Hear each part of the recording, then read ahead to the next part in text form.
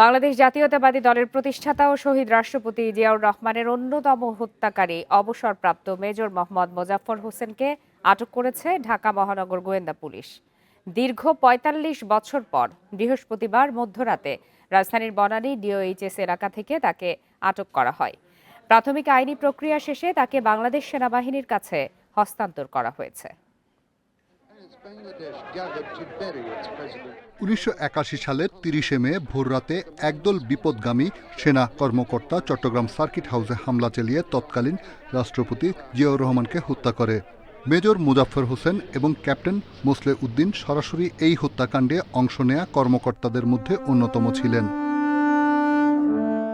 বিভিন্ন ঐতিহাসিক দলিল এবং মামলার নথি অনুযায়ী মেজর মোজাফফরই রাষ্ট্রপতি জিয়াউর রহমানকে প্রথম শনাক্ত করেন এবং তাকে লক্ষ্য করে সরাসরি গুলি ছুড়েন।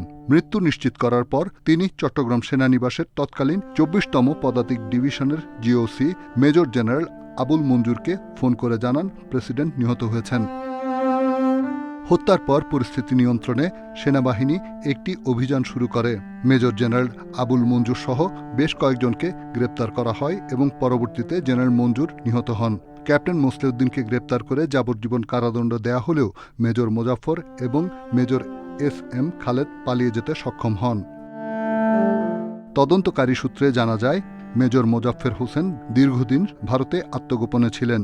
পরবর্তীতে তিনি ছদ্মনাম ব্যবহার করে সীমান্ত পার হয়ে বিভিন্ন স্থানে যাতায়াত করতেন। দীর্ঘ ৪ দশকের বেশি সময়ের পর অবশেষে মোজাফফরকে রাজধানীর বনানী থেকে ডিবি আটক করতে সক্ষম হয়। রিশাদ হুদা, ইন্ডিপেন্ডেন্ট নিউজ, ঢাকা।